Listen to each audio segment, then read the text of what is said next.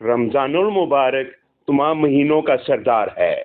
اس ماہ کے تمام ہی ایام فضیلت کے حامل اور بابرکت ہیں، تاہم اس کے آخری عشرے کی اہمیت اور عظمت بہت زیادہ ہے کہ یہ جہنم سے نجات کا عشرہ ہے۔ یہ عشرہ اللہ کی رحمتوں اور بخشش کے اصول کا خاص موقع ہوتا ہے، جس میں مسلمان اپنے گناہوں کی معافی مانگتے ہیں اور عذاب سے نجات کے لیے توبہ کرتے ہیں۔ اس عشرے کی سب سے بڑی خصوصیت لیلۃ القدر ہے، جو آخری 10 دنوں میں کسی طاق رات میں آتی ہے، جسے قرآن پاک میں 1000 مہینوں سے افضل قرار دیا گیا ہے۔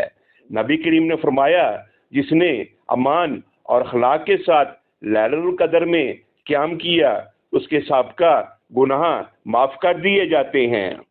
اس رات میں اللہ کی رحمت کے دروازے کھول دیے جاتے ہیں اور دعا قبول ہوتی ہے۔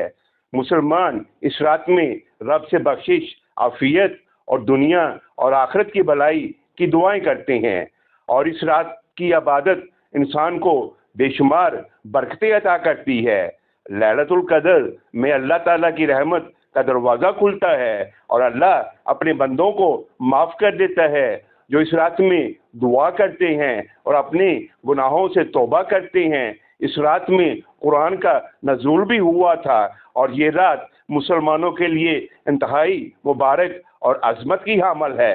اعتکاف اس عشرے کی ایک اہم عبادت اعتکاف ہے، جس میں بندہ مومن دنیاوی مصروفیات سے منہ موڑ کر خود کو مکمل طور پر اللہ تعالیٰ کی عبادت کے لیے وقف کر دیتا ہے۔ صدقہ اور خراج اس عشرے میں صدقہ اور خراج کی بھی بہت اہمیت ہے۔ مسلمان غریبوں، مسکینوں اور یتیموں کی مدد کرتے ہیں تاکہ ان پر اللہ کی رحمتیں نازل ہوں اور ان کی دعائیں قبول ہوں۔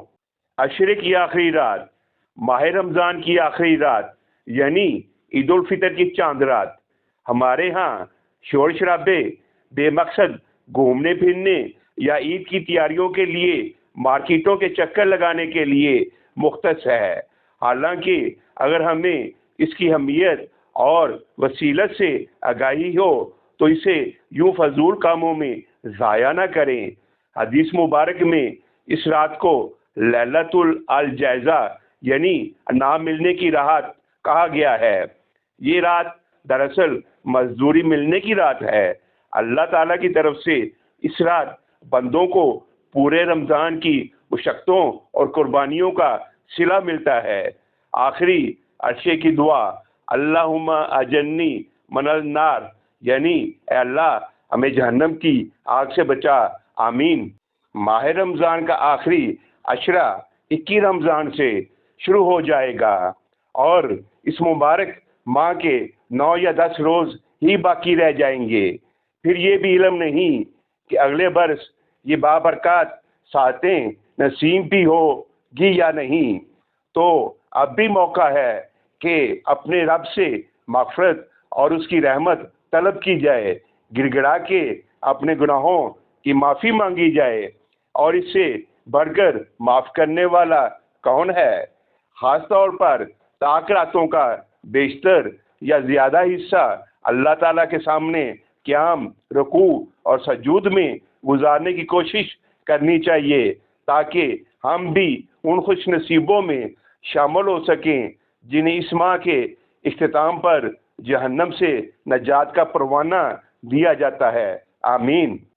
اسی کے ساتھ آپ سے اجازت چاہتا ہوں۔ اپنا خیال رکھیے گا اور اس ناچیز کو دعاؤں میں یاد رکھیے گا۔